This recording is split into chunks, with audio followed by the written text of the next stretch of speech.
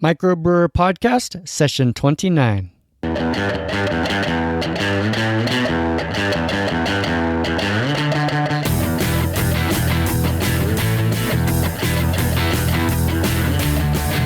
Welcome to MicroBrewr Podcast. Here's your host, Nathan Pierce. Welcome to MicroBrewr Podcast. We talk about everything craft beer related with a focus for people looking at starting their own microbreweries or wanting to take their existing breweries to the next level. I'm your host, Nathan Pierce. Thanks for listening. Man, this is a big week on the international communication front. I actually got an email from Korea and an email from Argentina. Maximus Bumsu in Korea says, I know that Joe started this really well, and I myself enjoyed listening to him. I have to give a hat off to you because it is always harder to follow such a great show, but you are doing awesome. Hey, thanks for the comments, Maximus. And I've really tried to live up to the great thing that Joe created in episodes 1 through 12. And he had a lot more information going on the website, microbrewery.com, with the blog and whatnot. And WordPress has been such a learning curve for me. And also posting to my other blog at nathanpierce.me and studying for the Certified Beer Server training. I've just been really lagging on the blog at MicroBrewr, but I hope to start putting some things up there pretty soon. And the email from Argentina, Federico, said, the show is great. I learn a lot every week. So thank you guys, both of you, for sending in emails. And if you're listening from outside of the US, I have new software that lets me view comments in the iTunes stores in other countries. I downloaded CommentCast. So that searches the iTunes stores in the other countries and lets me see all of the comments. I was stoked. We've already had some comments from Canada and Ireland. And now, if you're listening from outside of the US and you post a comment, I will be able to see those also. And you guys, I've been thinking about doing something at my other blog, nathanpierce.me, and I want to know if this will be interesting to you as well. I want to do an article or a series of articles about how to homebrew. So I don't know if the microbrewer audience is already sort of beyond that, or if you're not interested in that at all. Maybe you're already been homebrewing for years and don't need to know anything more about that. Or I don't know. This podcast is really geared for the people who want to start a brewery or already have opened a brewery and want to take it up a notch. But maybe there's some people who just really enjoy craft beer and really like going behind the scenes with the brewers and whatnot. And if you're interested in taking up homebrewing, let me know if that's something that you would also want me to post on the MicroBrewr site. You can send me an email at microbrewer.com/contact. Now for this episode, stay tuned until the very end. I'm going to announce something very special for you. In this episode, I talk with Tiffany Adamowski from 99 Bottles in Federal Way, Washington. She and her husband have been operating 99 Bottles beer store for the past 7 years. They have over 1,200 beers from 40 different countries. They've won a bunch of local awards like Best Beer Selection, Best Beer Store, and Don't Miss Bottle Shop. I was taking a bunch of notes when I was talking with Tiffany. So the episode is pretty long. There's so much good information. I don't want to leave too long of an intro, so I'm just going to get right into it. But be sure to stay listening until the very end for some more special information. Here's the interview. Hey, Tiffany, I introduced you to the listeners. Let's take a few minutes and you could tell us more about you and your business. Okay. My name's Tiffany Adamowski, and my husband and I started a beer shop called 99 Bottles. It's in Federal Way, Washington, and we opened in January 2007, so we've been open for almost 8 years now. We focus on craft beer. We have over 1,200 beers in the shop, and we do mixture pack format, so everything's priced individually by the bottle. We also carry meads and cider in addition to beer. Imports, we do a lot of focus on local, regional Washington beers. So we work a lot with microbrewers, nano brewers, and getting beer in the shop for it's just a whole different variety of beer. On the books, we have over 5,500, but in store we also have over 1,200. Wow, there's 5,500 different contacts that you're trying to get beer from, but you don't always have beer from them. Now, 5,500 different labels.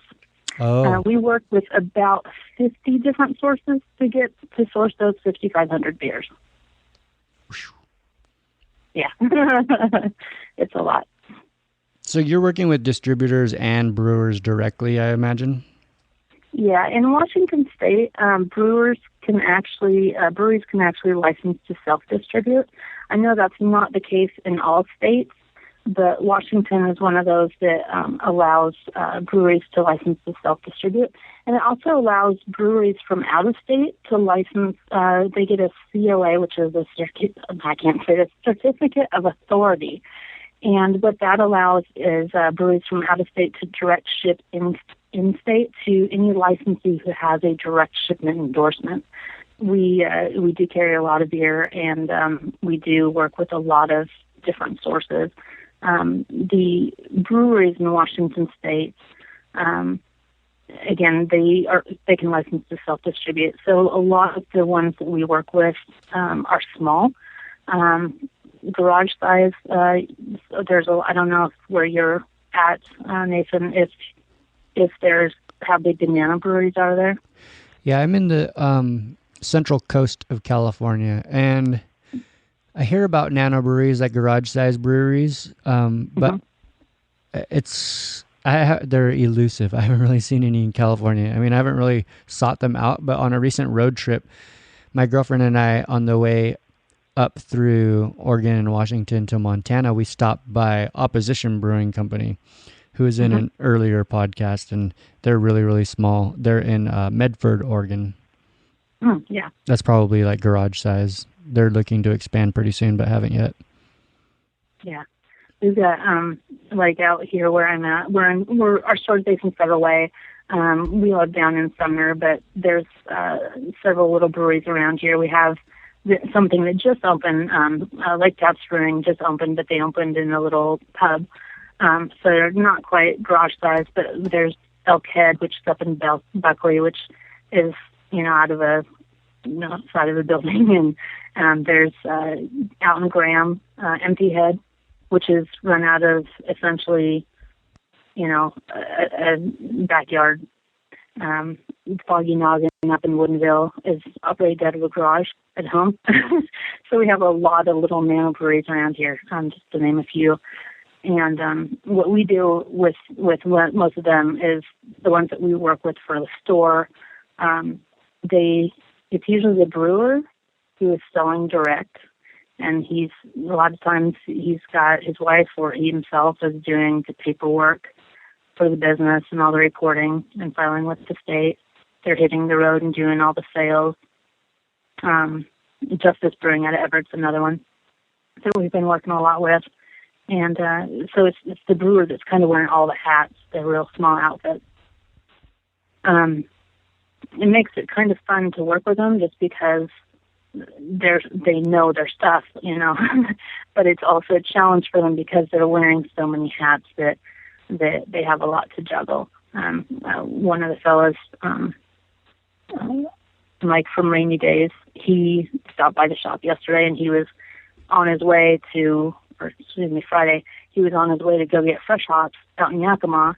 But he'd been out delivering since like 8 o'clock in the morning. He's stopping by around 1 o'clock in the afternoon. Still got a 2.5 hour drive ahead of him out to get his fresh hops, and then he's going to get them, bring them back, and get them in a beer. And he's doing all this within 24 hours. So it's a lot of work for these small brewers, what they're doing. Oh my gosh! So, so the reason I wanted to talk to you was so you can share your wisdom with some brewers to make things easier between the interactions between brewers and retailers and what breweries can do to sell more beer. So I have a bunch of questions. let's start with those. I'm planning to open a brewery, but I haven't yet, and I'll pretend as if I'm the brewery owner now. So as a brewery owner, how should I approach a retailer to start selling beer in your store or a store like yours? We have a lot of different approaches being taken. Some of the brewers come out and they just do the drop-in. Other ones give us a call or email us, and I've got some of them that'll just contact us through Facebook. So I would say it's kind of up to what the brewer's comfort level is. You know, are they comfortable doing a cold call, drop in, or are they more comfortable doing a phone call or an email?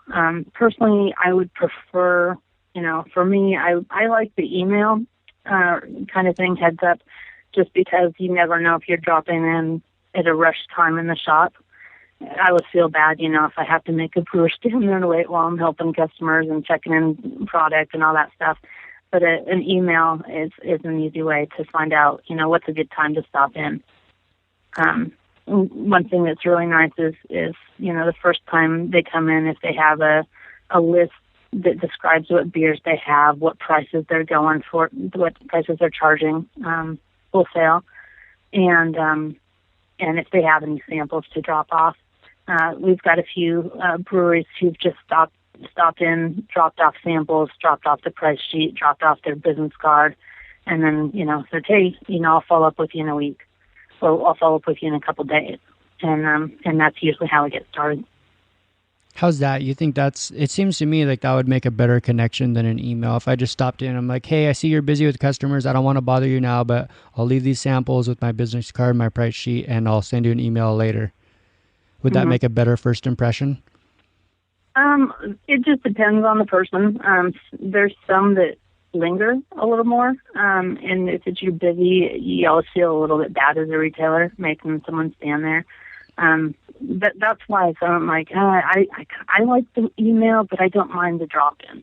As long as they're okay, that they're not going to be like trying to overshadow my customers, and that they realize that that's a priority for me. Yeah, for sure. And so I've emailed people before, maybe like donations for a nonprofit that I was volunteering for, or donations for an event that I was putting on, or even just for, I don't know, business connections, or asking people advice on the business plan for my brewery or whatever. And sometimes I don't get a reply back. Does that mean that they're just not interested and they don't have time to reply, or they're not interested and they don't want to hurt my feelings? Or should I try again? Should I send a follow-up email? I would send a follow-up, just because you don't know if you went into a spam folder or not. If you're doing a cold call email, that is always a possibility. Or you might be reaching the wrong person.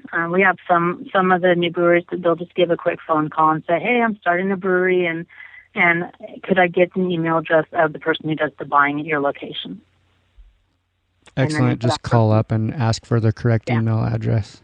Yeah, and the contact name as well. So you have that right point of contact, that you're not just sending it into info at whatever store it is. So if I were doing this, I would probably start with an Excel spreadsheet or Google spreadsheet or something like that, and be putting the contact information in there. And before we started recording, you mentioned CRM software, retention management. Customer relationship management. Customer relationship management. Yeah, this is a problem that I've noticed over the years, is a lot of the smaller breweries especially, but this actually happens. You'd be surprised. This happens with some of the regional breweries as well, the bigger ones, where they'll have a sales rep in there, and the sales rep will cultivate the relationship with the retailers. They'll have the name of the person, who's their primary contact. They'll have what their, preferred method of contact is, whether it's phone, text, email, stopping in. They'll have all that information. They'll know what days and times are good to stop in. They'll have other names of people that work at the business who are maybe have an influence on the decision maker on what's going to come in the shop, which is something that does happen with us. We do empower our staff to help us decide what comes in the shop. So they are also, really relied on by us in making those decisions. And we talk about the products that come through and ask, would this be a good fit for our customers or not? But any of those kind of information, the names and times and dates and phone numbers and email addresses and all that stuff, you'd be surprised how much of that is lost.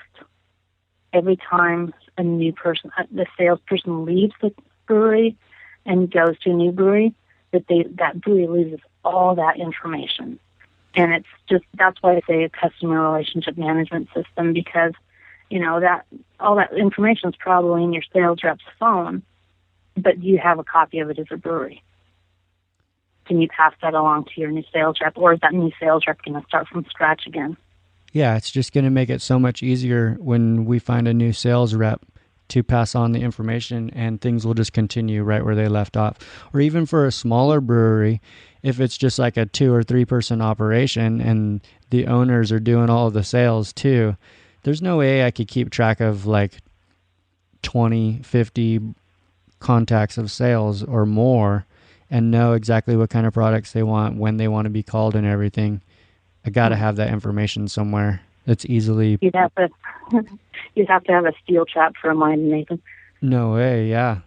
I'd have to put that down in some kind of CRM software. Like, is Excel good enough, or is there something else you could recommend? Yeah.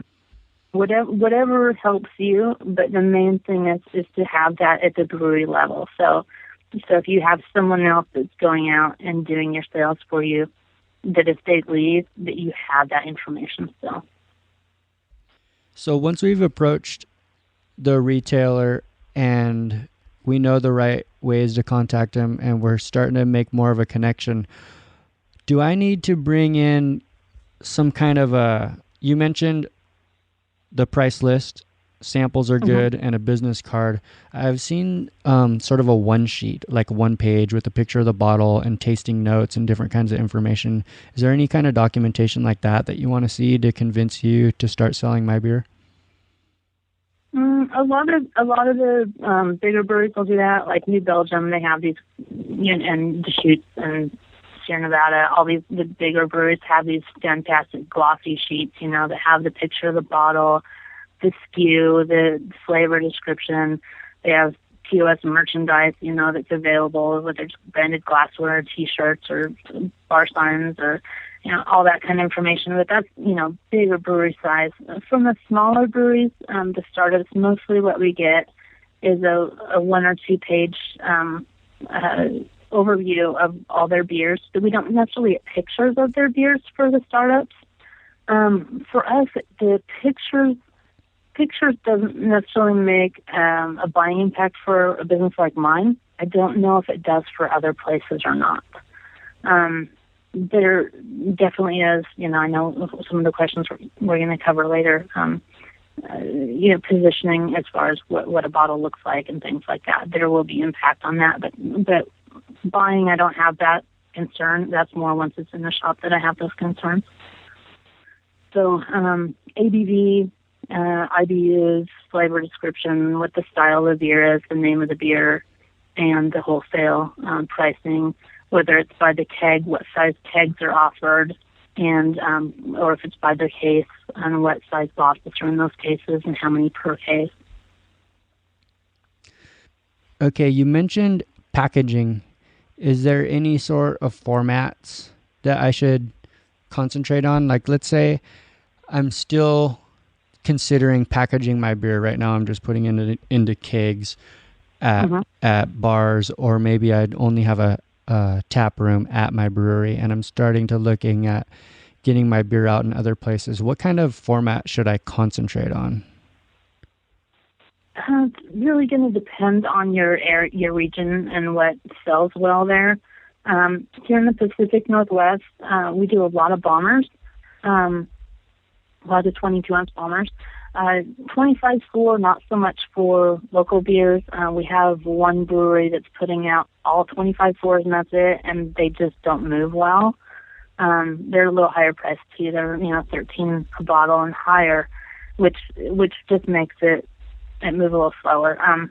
Price is important. for your bottle size.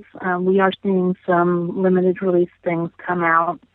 If they're in the $8 range or so, and they're smaller bottles, a lot of times the breweries, what they'll do is they'll top up to a 12.7 cork and cage, just because it's going to be a higher priced beer.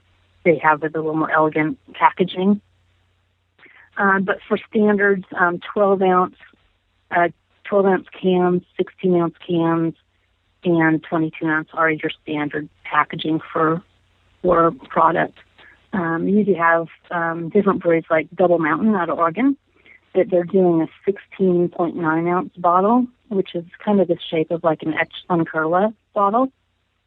And those are doing pretty well. They sell for about $4.99, between $3.99 to $4.99 a piece for a pint-sized bottle, so they do pretty good. And you mentioned positioning in the store. I've heard so often, man, some kind of horror stories about this too. But first of all, I hear that it's just hard to get good positioning for a product. And then the horror stories would be like some other brewery comes in and actually moves my bottles and puts theirs where they want them. What can I do to work with the retailer to make sure I get good positioning? This what you say is a huge challenge. That happens not at specialty shops like mine, but that happens in groceries and Total Wines and Desmos. The bigger stores, what they do is a lot of times the placement in the shops of a large retailer is not done by the staff at that shop, at that business.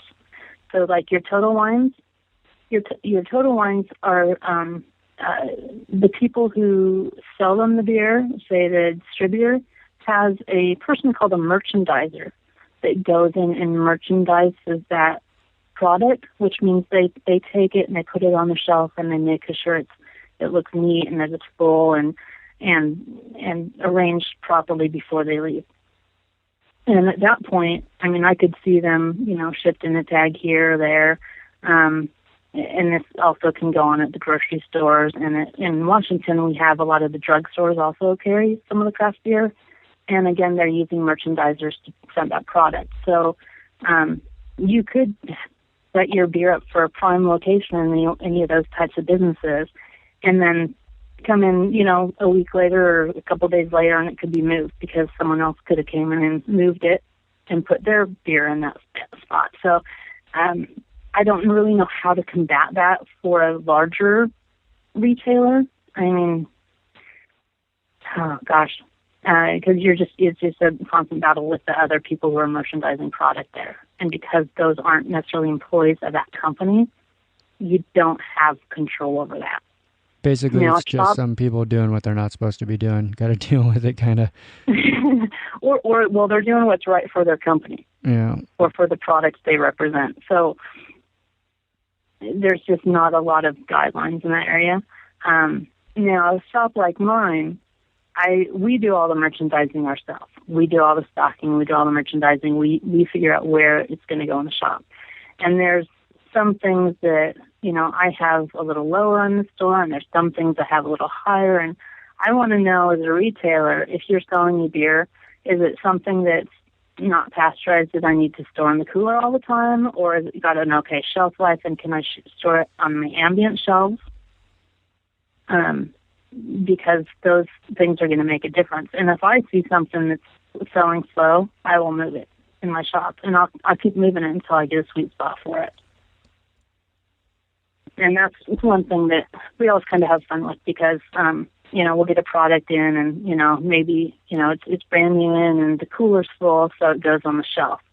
And so, maybe it starts out second shelf up from the bottom. Well, maybe it does okay there because people have heard of the beer and the brewery and they're interested and they want to try it. Or maybe it's something we tried, we got a sample bottle of, or we bought our own sample and we're really digging it. So we're, talking about it to the customers. So it's moving okay in a lower position, not necessarily eye level. But if it's there and it's not moving and, or maybe we haven't had it, so we can't talk about it really too much yet, and it's just sitting there, that's when we start moving them. We move them up eye level. We try it in the cooler. We try it in different spots in the shop. And one thing, once Once it goes in the cooler, it stays in the cooler until we're sold out. But we just move things until we find that sweet spot for them. So with specialty shops, there's a lot more flexibility. And it sounds like if my beer was coming first product that I have out and it's coming to your store, you might make that in a really visible location because nobody's ever heard of it yet. Nobody's ever seen it there. Yeah. And there's some breweries that we have a relationship with up front. There's some brewers who've started, or some fellows who've started who've homebrewed for years, and then they open a microbrewery or nano brewery, and they come in and they're like, hey, I've been shopping with you for years, and we know them because we've worked with them so long, and so we'll bring in not just like one case to start, but we might bring in 3 or 4 cases of each beer to start, and then they go in the center display. And that's always cool because it's this big stack of your beer right there. And everyone who's, all our beer geeks and beer lovers, they know to come in and they go and look at that center stack first because that's new stuff, that's limited, that's rare. It's all those categories and stuff that they want to see while they're there because there's a big display of it. Okay, so I shouldn't just bring like 6 22-ounce bottles and be all cautious and timid about it. I should just maybe concentrate on a few stores at first, bring lots of product so that's really visible, and then once I get established in a store, then I can not bring you so many cases later on and move on to establishing a new contact at a different store. Yeah, it all depends on what your beer is, though, too, because you might be selling a beer that's not going to do well for me. I mean, if you're selling, say 50% of your product is pale ale. A lot of competition. Pale ale, yeah, a lot of competition. And pale ale is a tough category. If it's an IPA, what's it comparable to? Is it comparable to, the Holy Grail, the Pliny out there, or is it taste like a glorified homebrew IPA? There's a huge difference between what I can sell. Is it more of a malty IPA or more of a hoppy IPA? All these things make an impact on how much I'm going to bring in as a retailer because I know what my audience is looking for. So different stores might have different audience. Totally. And that's a huge thing. And that's why, when you're going in to pitch your product, why I think it's so important to bring a sample, not just a sales sheet that tells about the product, because we've got a lot of people who are selling IPAs and they're like, oh, it's a hop bomb.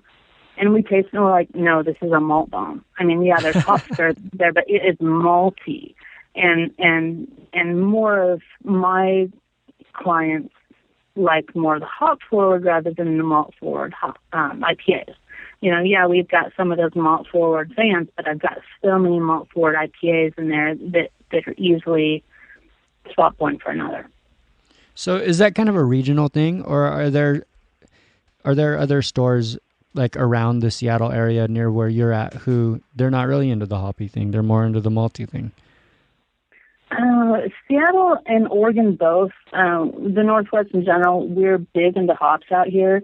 Right. Hops are a huge thing. You're going to see, if you look at a tap list at any place, you're going to have, several IPAs, probably more IPA heavy than malt heavy on anything. Totally. Our store's a little weird that we have a lot of stout and porter fans, and more than some of the other area stores. So we do have a good malt base, but not necessarily when it comes to IPAs. Yeah. So it's it all depends on the flavors of the beers, what the body's like, how much we're going to bring in of something to start. Now, one of the things that I've discovered, I was surprised when I was putting together the business plan for my brewery through the past year, was that I'll see packaging in the store, and lots of times there's more packaging to get that packaging to the store. Is there any kind of special packaging that you need as a retailer or that you want to see on the back end other than just what the customer sees on the shelves? Not necessarily for me, because we are selling everything by the bottle. that we pull, if you're delivering it in 6-pack carriers, what I like about that is because then I can use those for people to fill them up and use as their little shopping carts that they walk around the store with. But I mean, we've taken bottles at least 24 in a case, from some places. I don't necessarily have a requirement on any of that stuff. I do like to be in a box that's safe, that's not falling apart.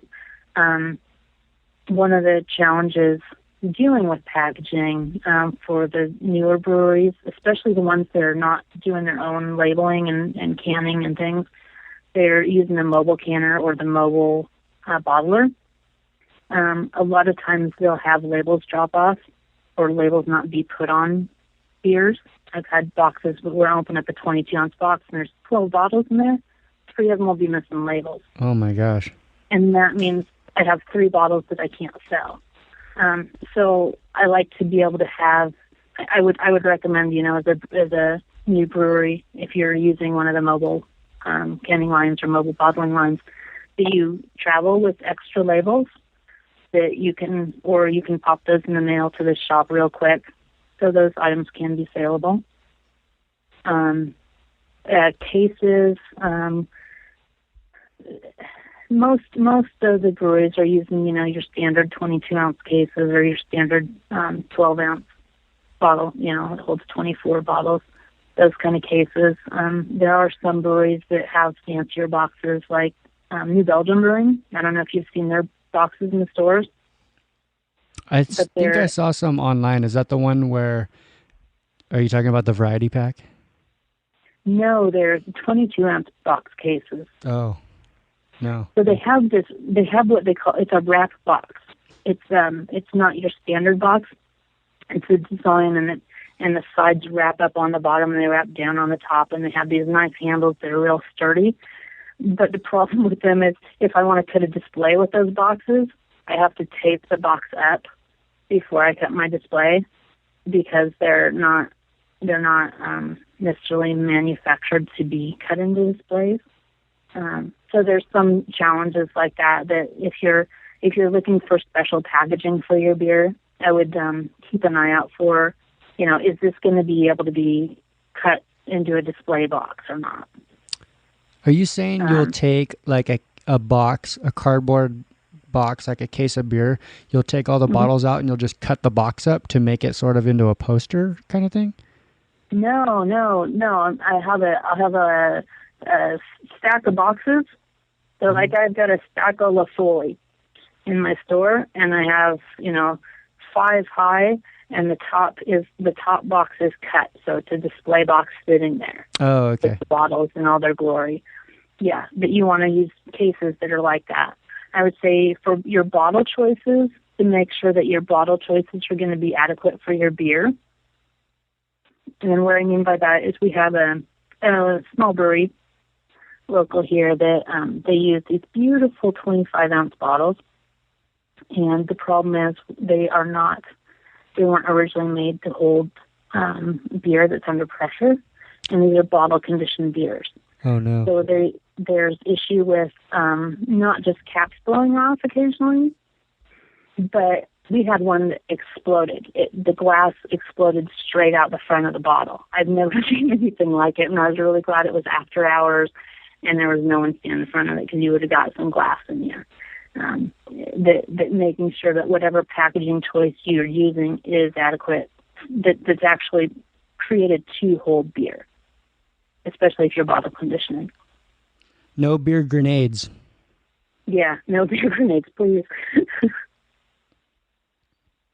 Okay, so what about like point of sale materials, like posters, keychains, little trinkets like that, or maybe like shelf signs? What kind of point of sale materials would help my beer sell, or is that just kind of annoying? Do you want to deal with that on your own? Things that are great is if you're coming in as a brewer and you're doing a brewer's night as an establishment, that's when you want your little tchotchkes.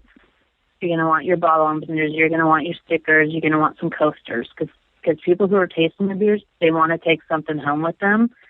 And what's nice about, stickers are kind of cute because they're cheap, and coasters too, but those are paper items and they're more likely to be tossed eventually.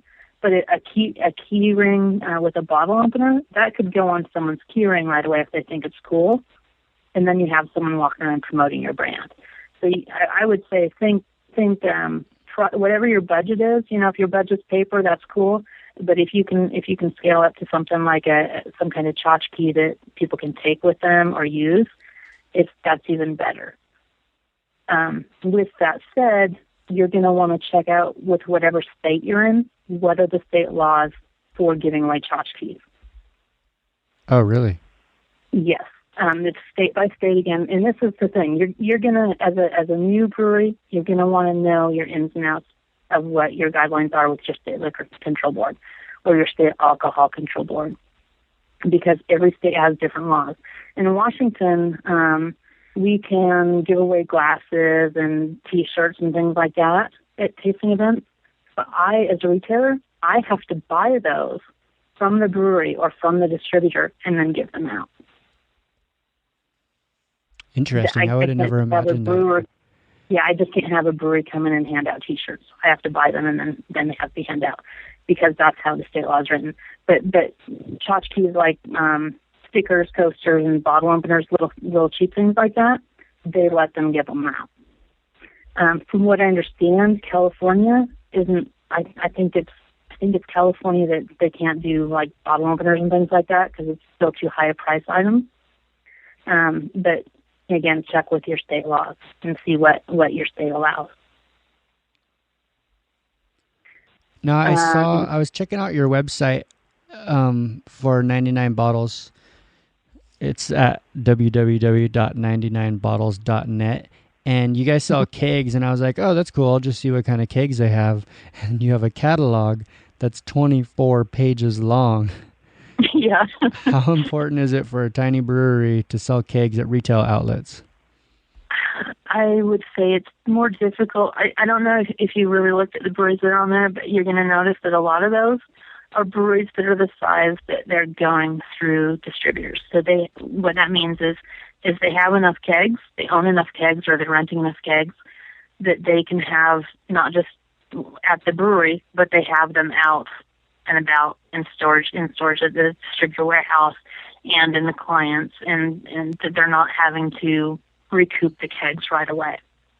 The challenge with working with a small brewery who doesn't have a lot of kegs is, from a retail standpoint, I don't like it. I don't like selling kegs to go of breweries who they need their kegs within 2 weeks back their shelves. It's virtually impossible when you're working with the public.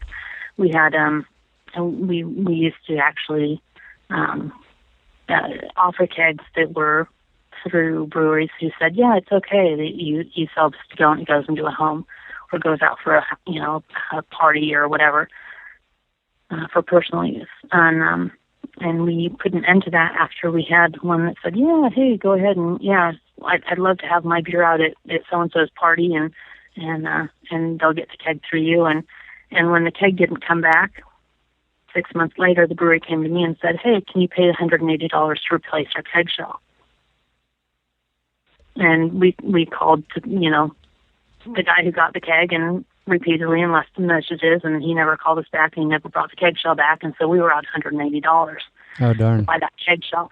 So we're very cautious and not really keen on doing kegs to go for nano breweries or small breweries that don't have the amount of kegs that they can just kind of leave some out in the public like that. I always imagined that you would take like a credit card deposit for that kind of situation. So what do the larger beer suppliers do when they're missing kegs? They just eat it? Yeah, they just eat it. Wow. I think the typical keg deposit is $45. And, when your keg costs, when a half barrel costs $180 to buy a new one, gosh. It's not a true deposit to purchase quantity. You're hoping that 45 is enough for most people that, gosh, $45, I need that $45 back, or I don't need this keg sitting here in my garage. I'd rather have the money. But some people don't care. So it is a little bit of a challenge with that. I hope we're not giving any bad ideas to the listeners out there. Return your kegs, everybody. Return your kegs. Do the right thing. Make sure beer prices don't skyrocket for all those missing kegs out there. Return your keg. Enjoy the beer. Get it back to the store. Yeah, and Nathan, I think one of the biggest problems with that is just education, because a lot of people, when they come in, they're like, "Oh, I'm buying the keg." It's like, no, you're paying a deposit on the keg, and you're buying the beer in the keg. You need to bring that keg back because that's owned by the brewery, and they need to clean it and refill it for someone else. Right. You know, you're renting that show essentially, and that's your deposit. You do get that back, but. Okay, so I have just a couple questions about going through a distributor, but before we get to that, do you have any other quick tips on how I can work with the retailer to sell more of my beer? Working with retailers. Just keep the lines of communication open and not to be offended if you have issues that come up. That's one of the hugest things. We're very straightforward. We're very honest with all the brewers that we work with, and letting them know if something's not selling well, or if something's, if we crack something open and it foams all over the place, and to be able to ask about that, or say I have a customer come in and saying, "Hey, I really like this IPA, but the last time I had it, it didn't taste right. So I got another can on this last visit, and it didn't taste right again." And then so I go back to the brewer and say, "Hey, man, I was wondering what's going. We've got a customer who loved your IPA, and he had it, and it wasn't what he remembered it being. With what's going on, has the recipe changed or something like that?" And I find out that the brewer actually tweaks the recipe every time he makes it. That's a challenge for your nano or your startups versus your professional breweries. I mean, Dogfish and Sierra Nevada and Deschutes and all these big guys, they're not tweaking the recipe every time they make the batch because they have that recipe hammered down. And that's one thing that a startup brewery can really learn from, that get that recipe nailed down and then do it consistently. Don't keep tweaking the hops and tweaking the malts every batch, especially if you're selling packaged product. Because if you're sitting there, if they're coming to your establishment and sitting there and drinking your beer, you can say, "Hey, this batch uses a citra hop," or this, you can explain that face to face. But if you have someone going to a retail shop and buying your bottled beer and then taking it home, and each time they come and buy it, they get a different experience, and it's not necessarily one that they were intending or expecting, you can lose your fans that way. So just being consistent. Save the experimentation for the beer that I sell at my own facility. When I want to graduate to the retail outlets, I need to make sure that product is going to be exactly the same every time. Exactly. If you're packaging product, if you're bottling or canning, make sure it's consistent batch to batch. Okay, so let's say I have a good relationship with 99 Bottles and we're selling lots of beer and we're moving on to other stores, and we just have too many stores to keep up with in addition to our regular operations at our own brewery. How do I know when it's time to start using a distributor? Oh, I would first go out and spot check the locations and make sure that your product's actually moving, that it's not just sitting on shelves, because that's always a big thing, especially if you're distributing into the bigger shops. A national chain or a grocery. Sometimes you have product that's just sitting there. Make sure that's done first. But when you're first starting and you say, "Hey, it's time to get a distributor and I'm too big and I can't handle this distribution on my own," I would say go to your retailers and ask them for their opinion of each of the distributors that you're considering going with. What's their relationship been like? How well do they represent craft beer and independent breweries? because not all of them do it well. And you want to make sure that you're going to get in with a distributor who is going to represent a small brand well. And make sure it's always fresh on the shelf.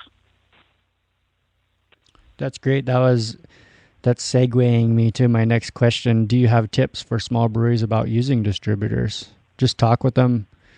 Well, first you said talk with retailers and get their opinions.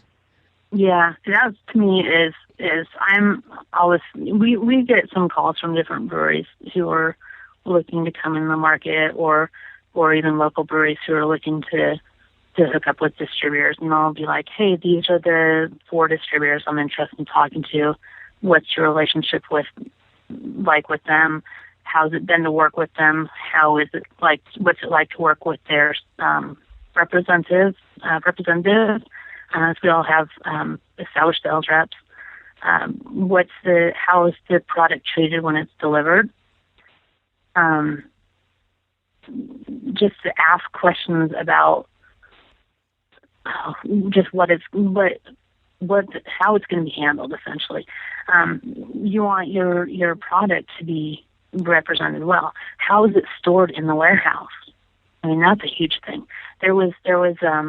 We've recently seen some changes on our market. A small brewery, they used to self-distribute, and they'd bring us direct, and then they signed on with a distributor, and they were with the distributor, I want to say, for maybe 6 or 8 months, not too long, and they just pulled out of there and went to a new distributor.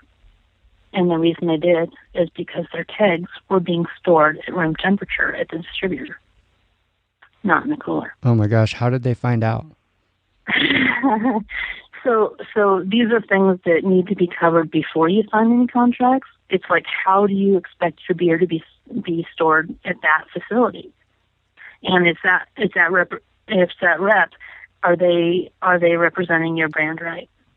Are they passing on the information? You know, if you have a non-pasteurized beer that needs to stay refrigerated, that's bottled, are they telling the accounts that, or are they letting it sit on the temp shelves?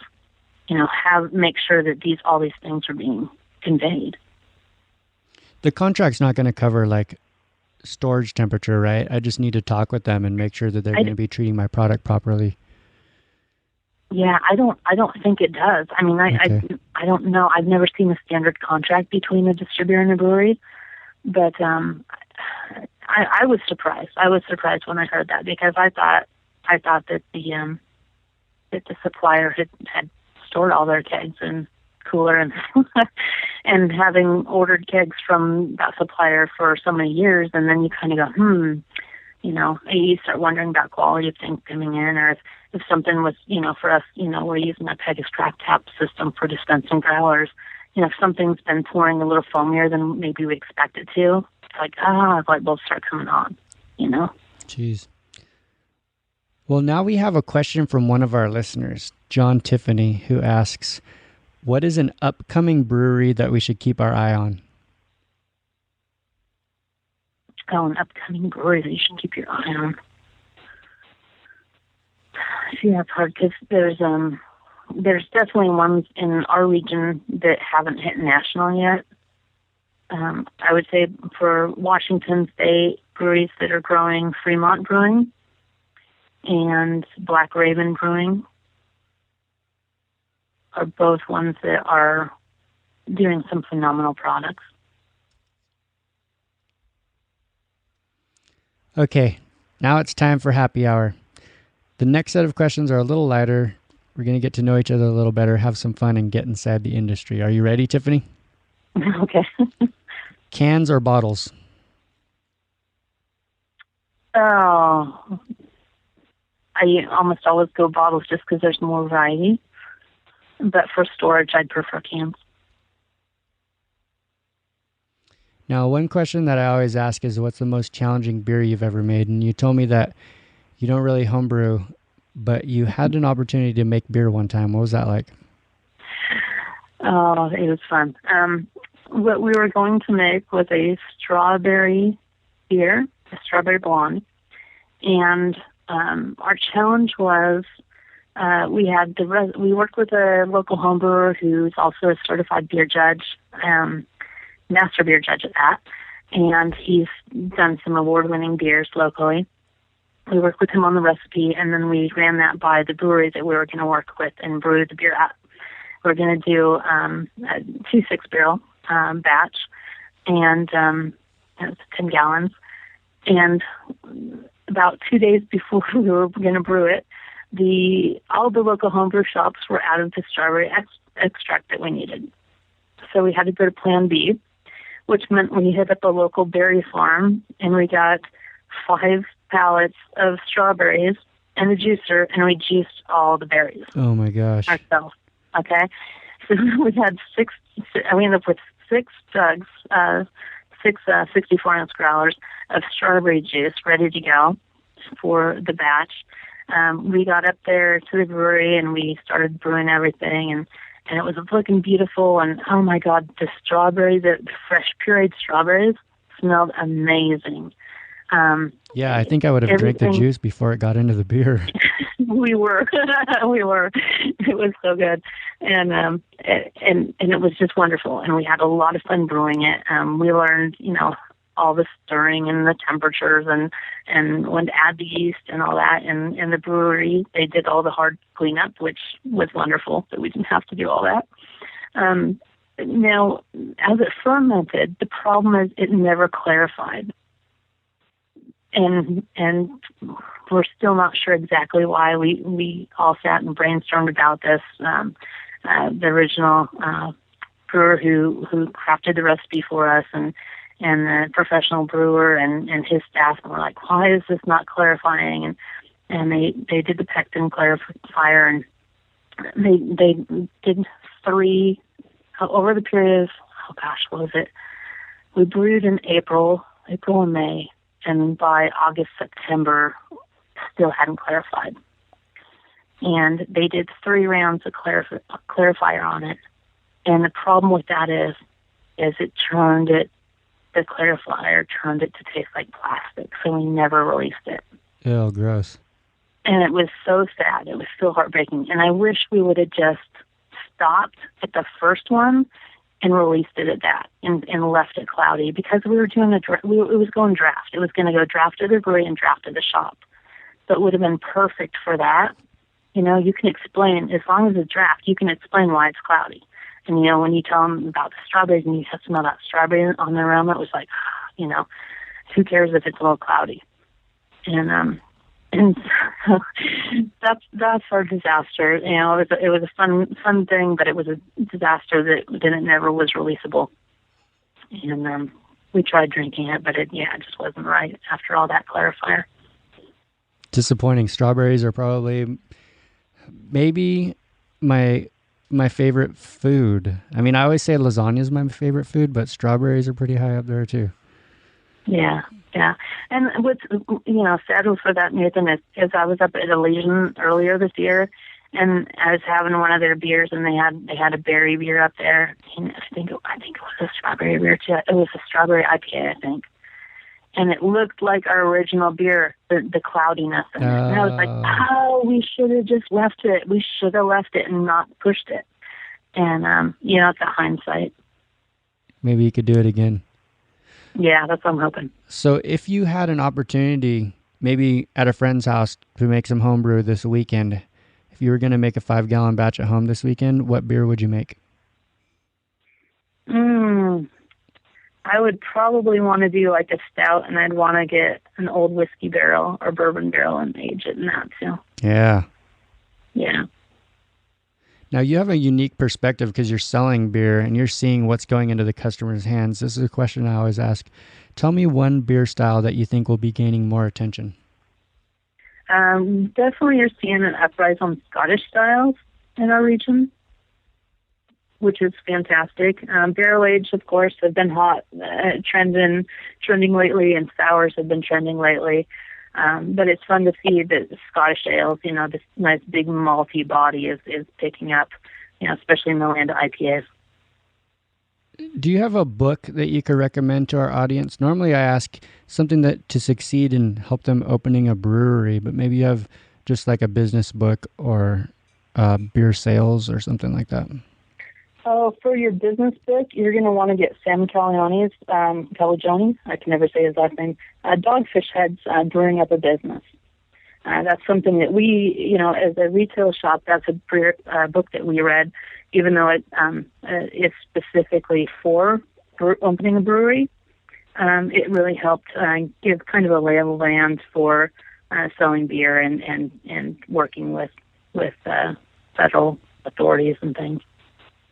Well, Tiffany, is there anything else that I should ask you before we go? Oh, gosh, let's see. I think the biggest thing is quality. Making sure that your batches are consistent, that you have open communication with who's selling your beers, with your retailers or with your beer bars and taverns. If a batch didn't turn out how you wanted it to, having the confidence and the balls to actually call up and do recalls. Recalls aren't necessarily a bad thing. It gets a product that wasn't up to par off the shelf and out of the hands of the public, and that's what you want to do. You don't want your reputation sullied. You don't want your retailers or your bars' reputation sullied by a batch that might have gone off. So having some confidence and humility and balls all at the same time. But that's something that any brewer's got to have, especially as people start to review their beers online. What else?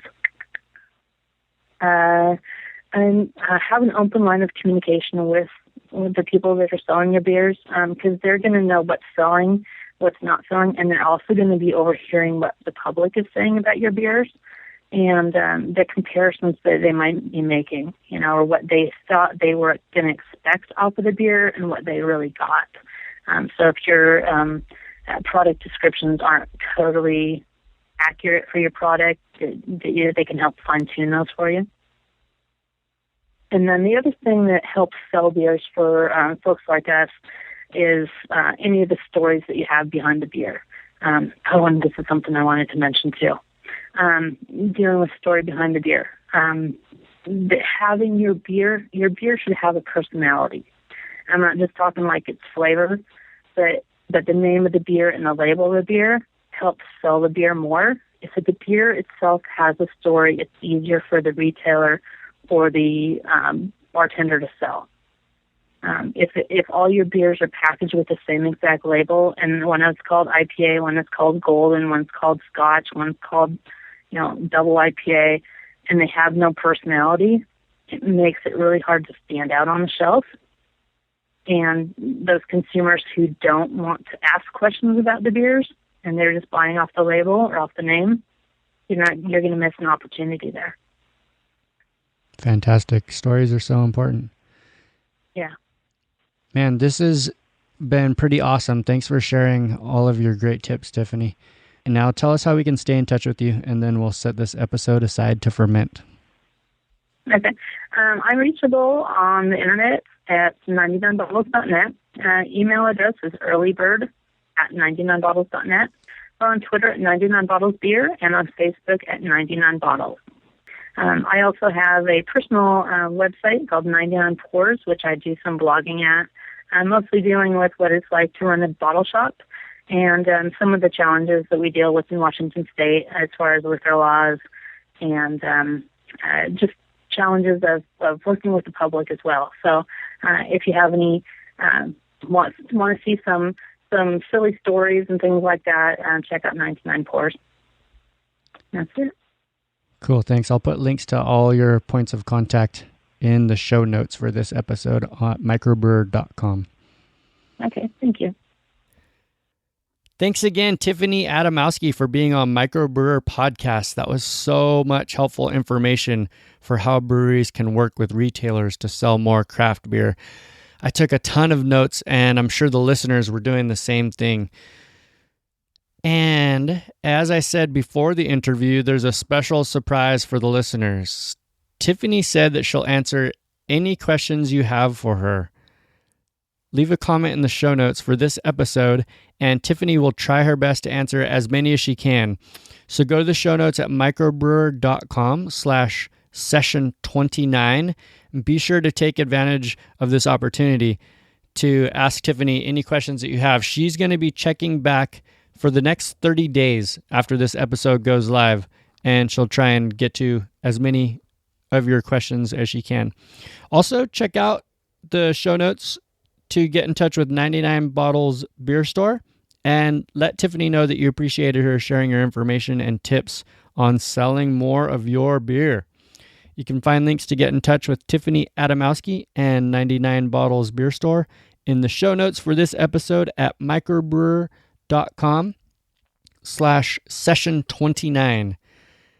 And I always appreciate the comments on the website, the emails, and the tweets and everything. You can get in touch with me anytime. MicroBrewr is on Twitter at MicroBrewr. We're on Facebook as MicroBrewr. And I am on Untapped at Nathan Pierce, Pierce. Don't forget to subscribe in iTunes or Stitcher. Thanks again for listening. And until next time, support your local brewery, and we'll see you next week. Thanks for listening to MicroBrewr Podcast with Nathan Pierce. We'll see you right here next time at microbrewer.com.